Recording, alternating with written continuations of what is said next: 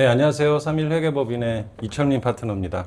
앞선 이제 박사님들께서 물류나 여러 가지 항로 관련된 것들을 말씀드렸는데, 또 물동량이 이동하는 것들이라면 요즘 생활이나 이 기업에서 가장 많이 활용하는 데이터에 대한 이동을 가지고 이 부분들이 과연 투자자들은 어떤 시각으로 보고 있는지에 대한 관점에서 한번 설명드리도록 하겠습니다. 과거의 어떤 산업이라고 하는 부분들은 미국 서부시대 때 얘기를 제가 좀 잠깐 가지고 왔는데요. 산업의 본질은 어디다 뭘 지을 것이냐가 아니라 무엇을 어떻게 팔 것이냐입니다. 그러면 서부시대 때 금광을 캐는 사람이 있고 곡괭이를 파는 사람이 있다면 금광과 곡괭이라고 이해하시면 될 것 같습니다.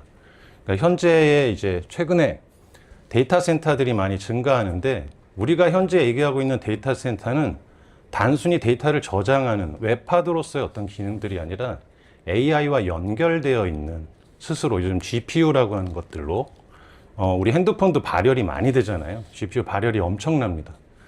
이런 데이터를 생성할 수 있는 데이터 센터입니다.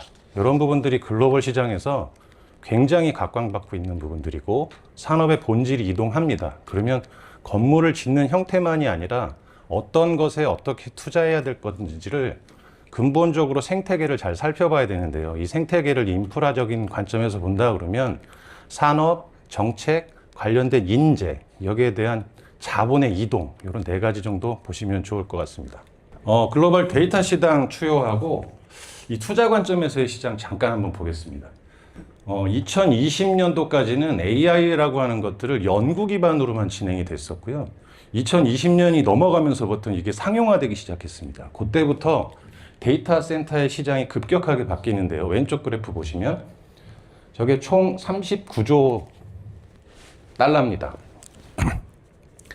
39 기가와트입니다. 39 기가와트라는 그 데이터 센터의 에너지를 소비하고 있는데, 밑에 초록색이 36이죠. 이게 일반적으로 얘기하는 웹하드 기반의 데이터 센터의 기반이 2020년까지 저렇게 형성이 돼 있다가 24년, 25년도 넘어가면서부터 이 데이터가 25년짜리가 없어 24년까지 갖고 왔는데요.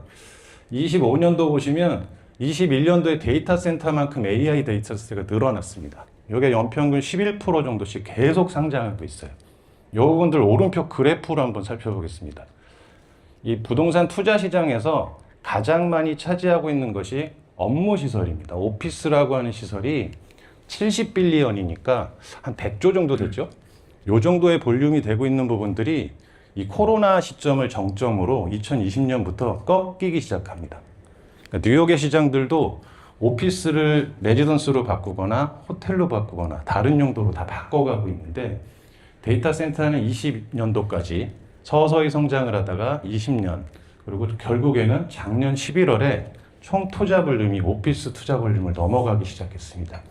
이 정도로 데이터 센터의 시장이, 과거에 우리 부동산 시장 얘기할 때 물류센터가 돈이 되는 것 같아, 호텔이 돈이 되는 것 같아, 이런 시장에서 그건 사람이 이용하는 시설이나 어떤 차량이나 어떤 물류가 이용하는 시장이었다면, 데이터가 이용하는 시장들은 이 파일을 상상하기가 굉장히 어렵습니다. 지금도 여기 계신 분들이 핸드폰 다 쓰고 계시잖아요. 과거에는 여기 있는 정도의 전력을 쓴다 그러면 한 1메가와트 정도로 이 빌딩을 움직일 수 있었는데, 최근 상황으로 놓고 보면 이 부분들을 전력을 4배에서 5배 정도 사용을 해야 됩니다. 그 정도로 시장이 많이 바뀌었고요. 데이터 센터니까 이제 전기를 고민 안 해볼 수 없을 것 같습니다. 방금 말씀드린 대로 우리 도심에 오피스 빌딩 10,000평을 짓는다 그러면 전기 용량으로 한 2메가와트 정도 씁니다. 집에 있는 전기도 한 세대당 한 2kW 정도 씁니다. 근데 요즘은 이게 바뀌었습니다. 오피스 빌딩 10,000평을 지으려면 이제 한 8메가와트에서 10메가와트 정도의 전기가 필요합니다. 가정에서도 2kW에서 5kW 정도로 요즘 전력량이 바뀌었습니다. 집에 가시면 TV들 켜시고 에어컨 켜시고 공기청정기 돌리고 핸드폰 보고 전기 엄청 쓰시잖아요. 그런 것들로 바뀌어가는데, 이 사용량에 비해서 전기를 만들어내는 곳은 동해안 라인이나 서해안 라인 혹은 남해안 라인 이쪽에 있습니다. 여기서 전기 불균형이 발생을 하는데, 정부에서 이제 친환경 에너지 정책을 쓰면서 태양광, 그다음에 풍력, 조력 이런 걸 만듭니다. 그럼 우리가 화력발전소나 원자력발전소에서 전기를 만들 때는 지금이 피크 타임이니까 발전소를 더 돌려야 되겠다. 지금 안 쓰니까 좀 적게 돌려야겠다 예측이 되는데 태양이나 풍력이나 조력으로 하다 보니까 이게 기후의 변화에 따라서 예측이 안 됩니다. 그러다 보니까 저 왼쪽 지역과 오른쪽 지역에 전기 불균형이 생깁니다. 그런 일들이 발생을 하고요. 수도권에 대부분 집중되어 있다 보니까 생산은 안 하고 소비가 많이 일어나다 보니까 저쪽으로 전력을 보내야 되는 상황이 생깁니다. 그리고 한 몇 년 전에 쿠팡 데이터 센터 불난 적이 있지 않습니까? 그게 쿠팡 데이터 센터가 한 100메가와트 정도인데 100메가와트는 어느 정도냐면 제가 부산엔 오늘 처음 와가지고 동네를 잘 모르는데요.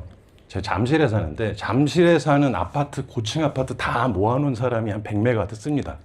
그게 한 2만 세대에서 3만 세대 정도 쓴다고 해요. 그 정도의 전력량을 데이터 센터에서 쓰는데 얘가 불이 나버리니까 전기가 다 죽은 거예요. 그래서 23년, 24년도에 정부에서 전력계통 영향평가라는 걸 만듭니다.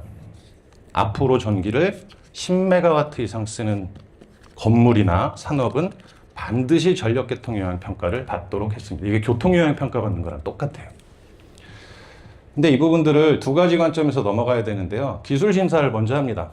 이걸 기술적으로 적합한지를 보고 본심의를 통과를 하는데 수도권은 10개 넣으면 4개밖에 안 됩니다. 그리고 그 4개 중에서 또 4개밖에 안 됩니다. 그러니까 통과 확률이 굉장히 떨어져요. 비수도권 지역은 10개 넣으면 한 9개 되죠. 그 중에서 또 9개가 됩니다. 웬만하면 통과합니다. 가장 큰 이유들이 민원입니다. 우리 집 옆에 변전소 세워서 엄청나게 전자파 내고 뭐 한다고? 안 돼. 이런 거 많아요. 그리고 산업단지로 잘 갖춰져 있는 땅에 만들어야 되는데 서울 수도권에 땅이 좀 부족하니까 뭔가 이렇게 좀 불편한 자리에 이렇게 만듭니다. 이 자리에다 뭘 한다고 그리고 굉장히 싫어하세요. 내 집 앞에 뭐 들어오는 거를 극도로 싫어하는 민족이잖아요, 저희가. 그래서 대부분 사업이 다 중단됐습니다. 근데 우리 부산 지역은, 부울경 지역은 서울보다는 가용 면적이 산업단지 내에 훨씬 많습니다. 그래서 전략적으로 우리가 접근할 필요가 있겠구나라고 하는 부분들을 이런 발전소나 변전소 현황에서 좀 알 수 있고요. 데이터 허브의 투자자들 관점에서 보는 관점에는 데이터 허브에 3가지 조건이 있습니다. 우리끼리 소통하는 전화도 서울에서 부산에 전화할 때는 우리나라에 있는 네트워크, 육지에 있는 네트워크를 타고 가지만 일본 친구들한테는 위성한테 가는 게 아니라 케이블로 갑니다. 그러다 보니까 글로벌이라고 하는 게 굉장히 중요해져서 글로벌 네트워크가 과연 어떻게 접속되고 있느냐, 이거 첫 번째 보게 되고요. 두 번째는 그럼 데이터와 공급, 소비 이런 기관 관련된 인프라 산업들이 잘 조성이 되어 있느냐, 두 번째입니다. 그리고 도시의 생태계인데 이런 부분들을 만들어가기 위해서 정책적으로 주변 환경, 인력 수급 뭐 이런 것들이 잘 생태계가 갖춰져 있느냐를 보게 됩니다. 이런 3가지 관점인데요. 이게 3가지 조건이 갖춰졌다면 투자자들은 아래의 5가지를 볼 겁니다. 물리적인 상황이죠. 시장 여건에 진입이 가능한가? 인문사회 물리적인 환경이고요. 그다음에 투자의 매력도, 경제성 있고 성장성 있고 안정성이 있는가, 이렇게 3가지를 볼 겁니다. 총 5가지인데요. 사회 제도적인 기반은 단순합니다. 좋은 인력이 상시 수급될 수 있느냐. 굉장히 IT의 고급 인력이기 때문에 부울경 지역은 굉장히 과학 관련된 것도 많고 정부 기관도 많고 해서 충분한 인프라 가지고 있는 것 같고요.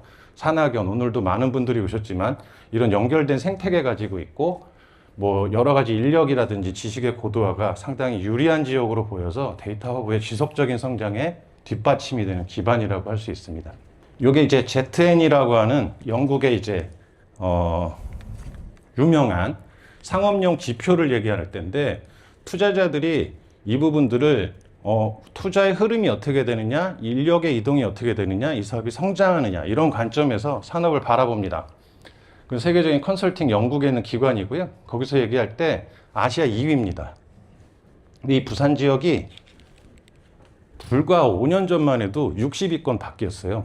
근데 이 인프라가 굉장히 조성이 잘 돼 있습니다. 아시아에서 가장 잘 돼 있는 나라가 싱가포르, 뒤에서 소개해 드릴 건데요. 싱가포르입니다. 싱가포르에 버금가게 잘 돼 있는데 우리만 모르고 있는 거예요. 그래서 굉장히 경쟁력이 있고 우리나라의 데이터 센터나 여러 가지 기능들이 서울에 많이 몰려 있다고 하지만 데이터의 관점에서는 서울이나 인천 수도권을 압도합니다. 그만큼 부산이 잘 갖춰져 있는데 스마트시티 지표에서 15위권에 저 6가지 항목이 들어가 있으면 굉장히 우수한 글로벌한 도시라고 얘기를 합니다. 이게 이제 부산이 갖춰져 있는 얘기들이고요. 이런 관점에서 성장의 근거의 객관적인 지표나 글로벌 기업들을 유치하긴 기반, 첨단 산업 핵심 인프라가 부산 지역에 아주 잘 갖춰져 있다라고 이해하시면 좋을 것 같습니다. 전기 얘기 또 잠깐 하고 가겠습니다. 아까는 좀 저기 전체를 좀 얘기한 거고요. 부울경 지역인데요. 약간 빨간색으로 되어 있는 것이 전기가 남는 지역입니다. 나머지는 전기가 모자라는 지역이에요. 강원도는 전기 자립률, 생산하는 거 대비 소비율이 100%를 넘어요. 생산보다 소비가 적다는 얘기죠. 그리고 이제 부산 지역, 부울경 지역도 울산이 100%, 부산이 170%예요. 전기가 남아요. 근데 서울은 11%, 경기가 60%예요. 서울은 발전소 하나밖에 없어요. 당연히 발전소. 그럼 저렇게 부족한 전기를 다 어디서 갖고 오느냐? 강원도 동해 화력발전에서 끌고 옵니다. 그리고 아산, 당진 쪽에서 끌고 올라갑니다. 그러다 보면 중간에 거점 지역에 있는 데다가 요즘은 산에다가 이렇게 케이블 못 놓잖아요. 다 지중화해가지고 끌고 가야 되는데 어딘가쯤에선 땅으로 끌어올려야 돼요. 요게 이제 하남, 남양주, 성남, 과천 이런 데서 끌어올려야 되는데 그 주민들이 다 반대합니다. 아, 미쳤냐 지금. 우리 집 앞에다 왜 154K, 354K 변전소를 만드냐고 난리가 납니다.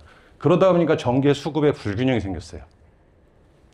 이 부분들이 아까 전력계통영향평가를 통과하는 데 있어서 뭐 40%대, 20%대로 확 떨어지고 있는 요인이고요. 가용지, 당연히 수도권에 만들면 가장 좋겠죠. 떨어집니다. 제가 지금 이렇게 저기 무지갯빛으로 선을 다 그려놨는데요. 강릉에서 울산, 울릉도 가는 라인하고 인천에 2라인 들어오는 거하고 평택에 1라인 들어오는 거 빼고는 제주도 가는 저기 목포랑 저쪽 빼고요. 다 부산에서 날아갑니다. 우리나라에 들어온 모든 데이터 해저 케이블은 부산에 7개가 들어와 있어요. 앞으로 2개 더 들어옵니다. 그러니까 한 라인이 더 들어올 때 우리가 왜 데이터 백업하라고 그러잖아요. 하나 들어올 때 하나 라인이 죽을 수 있으니까 한 라인 더 들어옵니다. 2라인을 보내서 데이터를 살립니다. 그러니까 도합 케이블이 14개의 해저 광 케이블이 깔려 있고 앞으로 이게 2라인이 더 들어옵니다. 그러면 남한에서 대한민국에서 발생하는 들어오는 모든 데이터의 허브는 부산이라는 얘기예요. 그럼 여기에서 끌어다가 내륙으로 끌고 가서 서울에서 쓰고 있는 거죠. 그럼 이게 국제통신이라든지 여러 가지 혜택들을 받아갈 때 부산이라고 하는 지역이 글로벌 데이터로서의 네트워크 허브로 연결되어 있고요. 시장에서도 이렇게 얘기하고 있습니다. 부산의 노력에 의해서 데이터 센터에 이렇게 들어온 게 아니라 각자 들어오셨어요, 사실. 본인들이 스스로 알고. 제가 이제 전 회사가 CBR이라는 외국계 회사에 있었는데 그런 질문을 많이 받았습니다. 대한민국의 데이터 관련된 산업 인프라를 조사해달라. 그들이 먼저 알아요. 여기 자리에. 그럼 부산 지역에 가장 적절한 자리를 찾아달라고 얘기합니다. 그러니까 부울경 지역에서도 쭉 보시면 데이터 센터 다 어디 들어가 있냐면 해안가에 들어가 있어요. 아까 말씀드렸듯이 좀 핸드폰에 열 많이 나잖아요. 열 많이 나는 거를 에어컨을 켜서 하는 건 전력을 많이 먹고 공냉식이잖아요. 우리 자동차도 냉각식인데 공냉식보다는 순행식이 더 좋은데 설비가 좀 더 들어가서 그렇죠. 이 바닷가에 있으면서 전력이 풍부하고 데이터로서의 접근이 굉장히 용이한 지역이 부울경 지역이다. 유럽에서도 데이터 센터가 가장 잘 돼 있고 활성화되어 있는 나라가 노르웨이입니다. 이 피오르드로 이렇게 막 해안선 꼬불꼬불 돼 있잖아요. 그 사이사이에 들어가 있어요. 그렇듯이 데이터는 사람이 이용하는 시설이 아니다 보니까요.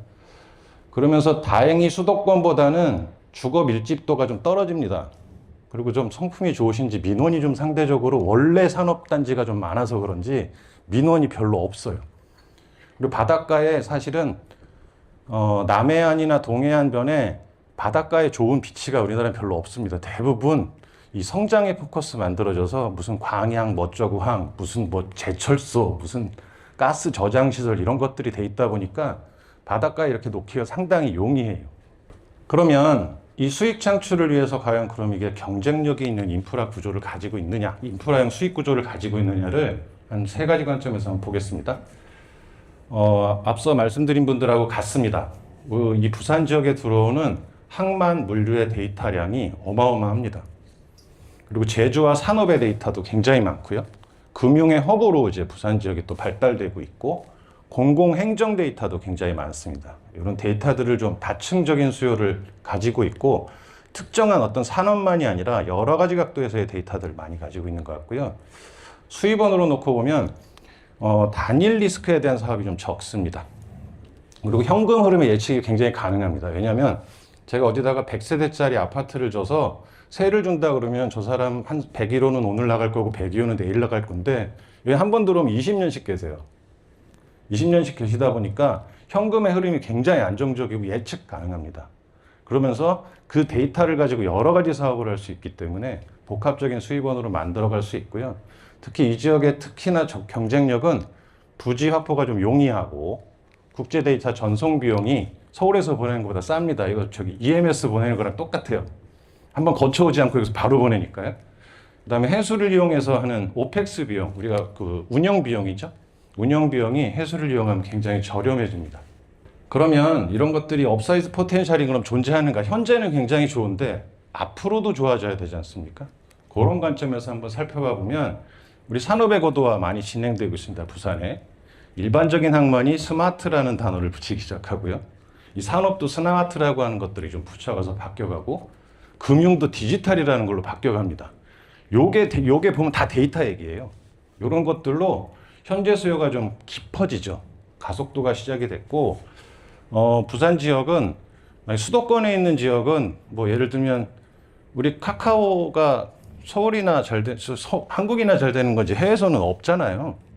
뭐 그렇듯이 우리는 글로벌하게 아태 지역으로 확장할 수 있는 여력을 굉장히 많이 가지고 있는 부산 지역이 있기 때문에 지금 데이터 센터 들어와 있는 거나 들어오려고 하는 데이터 센터들도 대부분 아시아 태평양 지역, 그 다음에 여기서 아메리카나 유럽 쪽으로 가는 데이터에 대한 컨트롤, 이런 부분들이 우수한 것 같습니다. 그러면 공급이 확장되는 것들이 어떤 가치로 가야 되느냐. 지금은 단일 시설 기준으로 설치됐습니다. 데이터 센터 한 가지의 시설이었다면 이런 것들이 이제 캠퍼스 단위, 클러스터 단위, 생태계 단위로 좀 스케일 아웃되면서 굉장히 부산 지역으로 부울경 지역이 확장될 여지를 많이 가지고 있습니다. 당연히 이런 상황들이 됐을 때 앞으로의 안정성이나 우호성이나 재무적인 안정성이 계속 존재하느냐, 아까 말씀드린 그런 관점에서 좀 정리를 해본다 그러면 계속 반복되는 얘기인데요. 국제 트래픽, 우리 7개 라인이 있고, 한 라인, 두 라인 더 넣으면 9개 라인에 곱하기 2 해서 18개 라인입니다. 그런 부분들 해저 케이블, 그다음 육상으로 펼쳐가는, 이제 통일이 되면 더 하겠지만 이런 것들이 점점 많아질 거고요. 해안 근처에 있고 하는 부분들입니다. 그럼 투자자 관점에서 부산에서 이 모든 것들이 다 좋은데 그럼 다 좋은 것만 있냐? 앞으로 그럼 이걸 하기 위해서 무슨 해결 과제나 우리가 정책적으로 어떻게 풀어가야 하는지 좀 잠깐 살펴보면요. 밑에 두 개는 크게 문제 없는 것 같습니다. 냉각 비용에 대한 부담이나 수요처의 명확한 부분들은 증명이 됐는데 이것만 가지고 하긴 굉장히 어렵습니다. 위에 두 가지가 좀 더 해결이 돼야 되는데요. 전력 확보나 인허가, 그 다음에 민원 이런 거 관련된 부분들은 이 민간 오퍼레이션 사업자가 도전할 문제들이 아니라 사실은 정책적으로나 도시의 컨트롤 타워가 있어서 인프라나 여러 가지 문제들을 좀 해결해 주면서 더욱더 국내 기관분들 여기 좀 계시면 그냥 제가 욕해도 좀 이해해 주십시오.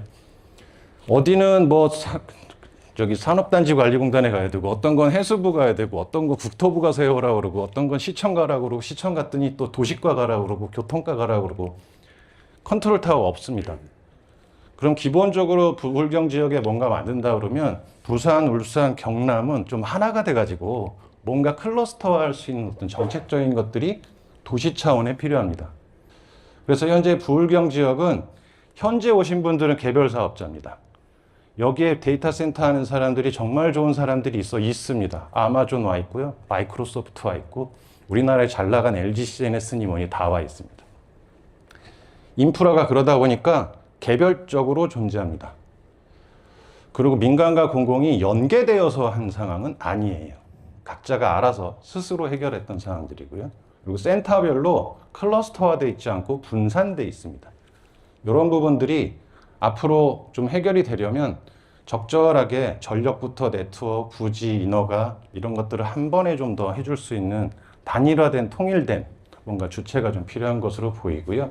그걸 통해서 단일 센터가 도시 생태계로 좀 확장돼 나갈 수 있는 로드맵을 가졌으면 합니다. 이 부분들이 그러면 어떤 식으로 투자가 되냐면 초기에는 이런 행정적인 것들이나 기회 요소를 갖게 될 거고요. 많은 여러 가지 세제 혜택이나 투자에 대한 혜택이 들어온다 그러면 우리가 흔히 말하는 상업용 부동산 시장에서 나오는 운영, 리츠 이런 것들로 금융이 고도화된 상황으로 당연히 펼쳐질 것으로 기대하고 있습니다. 부울경제 말고 다른 이제 내륙에 있는 다른 도시들 한번 살펴보겠습니다. 이 세 개 도시 중에 대구가 제일 앞서 있습니다. 대구가 앞서 있는데 대구는 이미 스마트 도시 특화지에서 전국에서 유일하게 선정이 되어 있습니다. 그리고 대구광역시에서도 전담 조직이 이것만 해결하기 위해서 구성이 되어 있고 대구 테크노파크를 이걸로 지정을 해놨습니다. 벌써 전담 조직이 전명된 지가 한 10년 됩니다. 단점이 있죠. 아까 보셨듯이 대구는 전력 생산이 자체적으로 되지 않아요. 그리고 그 데이터 네트워크가 되지 않아서 그럼 결국엔 여기는 단일 센터에 지나지 않을 것이다 라고 대구 분들 안 계시죠? 예. 그럴 걸로 좀 예상이 되고요. 전북도 공격적으로 하고 있죠. 카카오 엔터테인먼트하고 그 전북 지역을 광역 스마트 시티 만들겠다고 하고 계십니다. 특별자치도가 되면서 여러 가지 소프트웨어 기반의 플랫폼 사업하고 있는데 이게 지역 기반의 플랫폼들이기 때문에 글로벌로 연결되는 그런 상황들은 아닙니다. 전국 최초의 14개 시군을 묶어가지고 통합적인 환경 만들고 있고요. 요즘 투자는 그냥 아당진천, 이렇게 아당평천에다 투자하라는 얘기합니다. 아산, 당진, 평택, 천안. 예. 그쪽 지역이 이제 요즘 이제 반도체도 뭐하고 그러다 보니까 그쪽 지역의 클러스터 때문에 그걸 많이 갑니다. 그거하고는 관계 없습니다.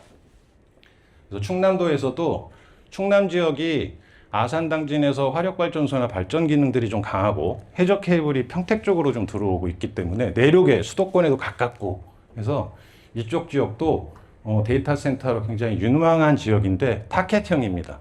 어떤 기업을 하나 딱 찍어서 여기저기 옮깁니다. 오늘 아침에도 기사가 났는데요. 조석철이라고 났어요. 데이터 센터는 앞으로 조석철이다. 조선업, 석유산업업, 철강업 이렇게 공장이 자체적으로 에너지를 생산하는 기능들을 가지고 있어요. 전력 생산하는 기능을 가지고 있다 보니까 워낙에 데이터 센터에서 전력을 많이 빨다 보니까 자기 철강산업 내려가고 있고 석유하고 내려가니까 거기다 데이터 센터를 지어서 내가 자생을 한번 해보겠다. 그런 지역이 다 이쪽 지역입니다. 우리가 가장 많이 벤치마킹 해야 되는 싱가포르 지역인데요. 도시국가죠. 국가라고 하기에는 사실은 부산보다 좀 작습니다. 부울경보다 훨씬 작습니다. 싱가포르이 알고 계시듯이 금융의 허브, 물류의 허브입니다. 아시아의 모든 금융과 물동량은 싱가포르를 거쳐서 유럽으로 가거나 유럽 쪽에서 아시아로 넘어올 때는 싱가포르를 다 거쳐가야 됩니다. 2014년부터 이 주롱파크라고 하는 큰 공업단지가 있어요. 거기 지역에다가 대규모 국가 차원의 디지털 인프라 마스터 플랜을 만듭니다. 그래서 지금은 10년 정도 돼서 아시아 동남아권의 데이터 허브로서 지금 자리 잡고 있습니다. 단점이 또 있습니다. 부산보다 작습니다. 작고 자체 정지 생산이 말레이시아에서 가지고 와야 됩니다. 이런 것들이 좀 단점인데 우리가 타켓은 동남아권이 아니라 우리 아태 지역이기 때문에 경쟁이라고 생각하지 않습니다. 가장 선진화된, 가장 발전된 세계 데이터 센터의 수도라고 불리는 것이 워싱턴에서 차로 한 30분 떨어진 버지니아 북버지니아에 있습니다. 여기 그림이 전부 다 데이터 센터예요. 이런 단지가 있는데요. 여기는 워싱턴이라는 데가 미국의 굉장히 핵심 지역이잖아요. 국방과 정책과 여러 가지 전략의 핵심 지역인데 그 지역에서 굉장히 가깝다 보니까 이 데이터라고 하는 게 과거에 군사의 목적으로 만들어졌잖아요. 그래서 이 지역에 그런 데이터 센터가 있었다고 합니다. 근데 2008년도에 리만 사태가 넘어가면서 주택 시장이 막 붕괴하니까 버지니아에서 고급 주택대에 있는 사람들이 다 빠져나가기 시작했어요. 그래서 여기 중앙정부에 계신 중앙정부 아니죠. 여기 주정부죠. 주정부의 경제개발국에 있는 국장님이 이 기업들을 다 찾아다니십니다. 그래서 내가 규제의 팀이 아니라 당신한테는 예스의 팀이 될 테니까 와서 여기다 AI 데이터 센터를 해달라고 그래서 전 세계에 있는 모든 데이터 센터가 현재 여기 들어가 있는데 여기의 단점은 더 이상 땅이 없고 물이 없습니다. 물이 없다 보니까 물이 왜 없냐면 버지니아에 저기 해군 기지가 있어가지고 바다 쪽으로 못 갑니다. 그러다 보니까 여기에 확장성이 없어요. 그래서 다른 대체 지역을 찾아야 되는데 그런 관점에서 보면 이 두 가지에서 우리가 굉장히 명확한 레슨은 컨트롤 타워가 굉장히 명확했다. 그리고 그 사업을 끌어가기 위해서 관이 주도하면서 민간이 실행하는 형태들로 지속성 있게 플랜을 만들어 줬다가 여기에서 가장 큰 맥락입니다. 부울경의 데이터 허브의 출발점은 당연히 저는 컨트롤 타워라고 생각합니다. 컨트롤 타워이고 공공과 민간과 금융이라고 하는 세 가지 관점에서 당연히 합작 컨트롤 타워가 돼야 될 거고 이거에 대한 주도는 공공이 해주면서 인프라라든지 여러 가지 행정 정책들에 대한 기반들을 만들어 줘야 되고요. 이렇게 된다면 아래 세 가지 만들어질 수 있을 것 같습니다. 도시 차원의, 산업 차원의, 투자자 차원의 여러 가지 도시의 가치를 좀 상승시키고 이 부울경 지역의 산업으로서의 경쟁력을 좀 확보하면서 이 데이터 허브라고 하는 관점에서의 투자나 활동들이 원활하게 이루어지면서 젊은 층의 고용 창출이라든지 산업의 여러 가지 파급력을 가질 수 있는 상황이라고 이해하고 있습니다. 제가 오늘 좀 딱딱한 얘기들을 너무 텍스트 중심으로 하면 재미없어서 여러 가지 좀 얘기를 좀 섞어서 드렸는데 오늘 설명드린 게 좀 부족하더라도 부울경 지역은 앞으로 그렇게 한번 마무리해보고 싶습니다. 데이터 센터는 수도권의 대체지가 아닙니다. 부울경은 유일한 대안입니다. 다른 지역은 지역 기반으로 성장을 해야 되고 부울경 지역은 글로벌 허브로서 데이터가 성장을 해야 되는 지역이기 때문에 여기 참여하신 많은 기업인 분들이나 혹은 이제 공공적인 업무를 하시는 분들이나 이런 분들께 제가 이런 얘기를 좀 많이 하고 다니고 있고요. 그러면서 여러 가지 한 세 가지 관점의 이 PPP라고 하잖아요. 민관이 다 합동이 되어서 만들어갈 수 있는 유일한 지역이 저는 부울경 지역이라고 생각합니다. 저의 오늘 짧은 소견이나마 좀 설명드리게 돼서 감사드리고 끝까지 경청해 주셔서 감사합니다.